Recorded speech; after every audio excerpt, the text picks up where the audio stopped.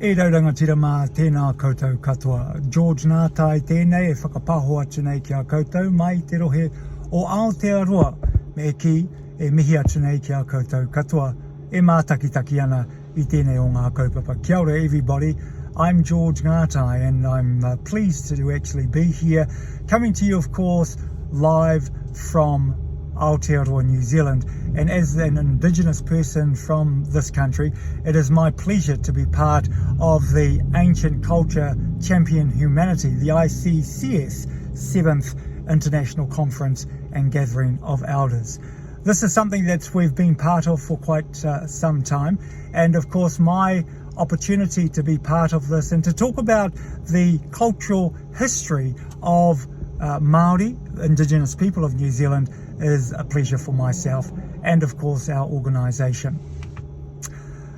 Navigation for Māori has actually been something that we've been quite used to. Of course, over 700 years ago, we navigated the Pacific via various waka or canoes. And of course, those canoes today would actually be seen in the form of vehicles. And of course, if you're looking at different forms of waka, Māori have assimilated to utilising today's transportation in terms of what our ancestors used to use in the past. There have been many changes that we've had to get used to over the many years, of course, that colonisation actually came to our country. And one of the things that we've maintained is things like pōhiri. Pōhiri is of course welcome, and the process of the pōhiri for Māori has probably not really altered since it was actually introduced by our mātua tupuna, our ancestors. The process of the pōhiri or welcome is to ensure that those that are coming into your environment are actually coming in peace. They are coming to actually negotiate, they are coming to actually be part of a culture that you as mana whenua, as tangata whenua have actually set out. Now the process for the pōhiri has been performed many a decade, and of course for Māori that hasn't changed too much. In fact, the process for pōhiri from our perspective for the welcome is that a kaikaranga or a female caller will actually play an important part in that process from a cultural point of view, because female represent of course the peace of a iwi, a tribe, and a hapu, a sub-tribe, or even whānau is actually quite key in the process of the pōhiri itself. So a karanga will actually be done, and that karanga will be done predominantly by a female. The respondent on the other side that has been welcomed onto the marae ātea, or the battling ground, they call that tūmatauinga, the battling ground of Māori, is actually done via that process. So a karanga is performed, a call is performed, and the respondent would actually respond in that kaikaranga themselves. From that, of course, the two parties will actually come together. There's what is called a mihi whakatau, or a mihi which will be a greeting or discussion in today's language. The first host organisation or host iwi, host tribe, will actually stand and of course perform a first mihi itself. Now there are two different types of what we call kawa or protocols that will take place. It's tū mai tū atu or tau utu utu. Now that there would either be all of the host whānau family will actually speak first, and then the respondents will actually speak next. Or it'll be one speaker from the host and one speaker from the guests. And so therefore conversation will take place over this period of time. Normally the first speaker, the kai kōrero tuatahi, is actually from a marae perspective as being a rangatira, a leader. He will actually set the topic and of course the discussion for that process, and it's all done in te reo Māori, which is our Indigenous language. The respondent on the other side will likely take note of what is being said and will respond accordingly.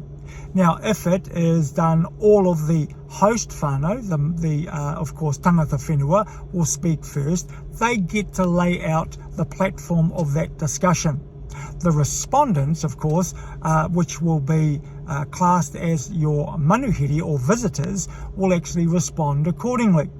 So if you actually have a tū mai tuatu, the host will speak first, and of course the respondents will speak, and it'll go speaker for speaker across the marae ātea, or the battlefield. Now those discussions will actually take place over a period of time, and while that is actually happening, it would be classed as, of course, what we would actually say as tapu. So therefore both those discussions and those conversations are actually quite sacred during that period of time. What normally happens after each speaker is that there would be what is classed as a waiata. And of course, if you saw the welcome process, we did sing a waiata along the way. And of course, that there would actually be classed as a support song to endorse the speaker on both sides, whether you're tangata whenua, people of the land, or manuhiri, the visitors that are coming to transfer conversation. Once it actually has finished, of course, then there's an opportunity, what we call hongi. Now, hongi is the pressing of noses, but that there is actually just to solidify the conversation that has taken part between the tangata whenua, the host people, and of course the manuhiri, which are the visitors. Once that's actually done, then there is a form of noa, or the sacredness is actually taken away. But that's not confirmed until we actually go through what is called a kaihakari, or sharing of food. Once that sharing of food is actually done, then of course the host people are no longer actually hosts. They're part of what you would actually call the marae itself, the gathering of people themselves. And of course, this process has happened over the many decades, as I have actually said previously.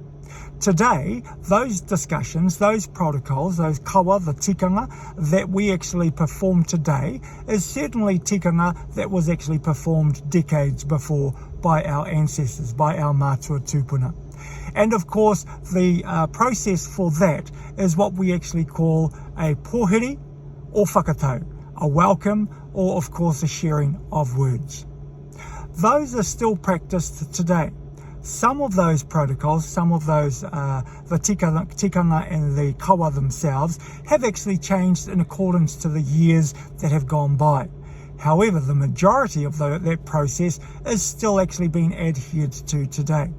There have been many colonized ways of making change to that process, whereby this process predominantly is done by male speakers, because the marae ātea and of course tūmatauenga was where the battle tended to happen. So therefore men were classed as being the opportune people to actually participate in that mihi whakatau, the changing of discussion throughout the pōhiri process. Today that has actually had some changes. In fact, more of the female have actually started to want to speak during this process. Of course, that depends on the tangata whenua themselves, the host people, to decide whether or not it is possible for various speakers to start that speaking process. That there, again, is dependent on whether or not the kaumātua, the elders of that different marae or gathering group, decide to actually allow female to speak. Today, that's probably done a little more than what was actually done even a decade ago, or even more so 20, 30 or even 40 years ago. However, there are still marae, there are still gathering groups from Māori, from tangata whenua, that do not allow, of course, these protocols to be broke. And those are ones that are more in the rural New Zealand areas, and you would actually find that from different marae that you go to across the country. So this is actually just an opportunity for us to talk about what have we actually upheld in terms of tangata whenua, people of the land. There are many things that we've actually held, and of course this form of process is something that we've actually held strong to over the many years, and it is probably unlikely that that will actually change in the years to come.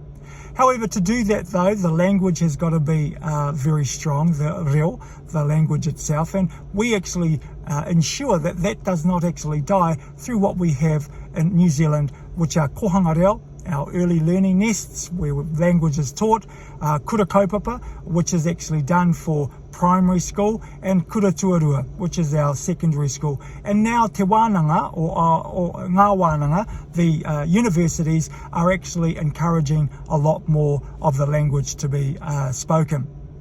Many governments have actually endorsed the fact that the language is an official language of New Zealand, of Aotearoa New Zealand. And so therefore, more non-Māori are actually starting to learn the language and speak the language on a regular basis. This, though, has been because of the many politicians, the many advocates from an education and government point of view, and of course from many marae across the motu that have actually upheld the language itself. We have seen that the language is going to likely die if we don't actually uphold it. And therefore, people like myself and many whānau, that's families, hapu, that's sub-tribes, and iwi, that's tribal groups themselves, if we don't actually uphold that, then the language will certainly die. We have seen, though, through the establishment of kohanga reo, kura kaupapa, and of course kura tuarua and wānanga, that this is not so, and the language has actually been able to be upheld itself. Now, protocols for Māori themselves is actually seen in the rural parts of New Zealand, probably less in the urban side because of the more transient of our people and the less connection of those Māori living in urban settings, having that connection with their own marae, their own gathering place, and of course their own whānau, hapu and iwi themselves. However, as a person, having both been educated as well as upholding the tikanga, the protocols of Māori culture, it has been quite beneficial for me and for many people like myself to be able to share this knowledge and this cultural experience with many of my colleagues and many of my whānau and hapu and iwi. There are very few of us that are able to actually do that within New Zealand. However, that number is growing through the establishment of kohanga reo, kura kaupapa, kura tuarua and whare wānanga.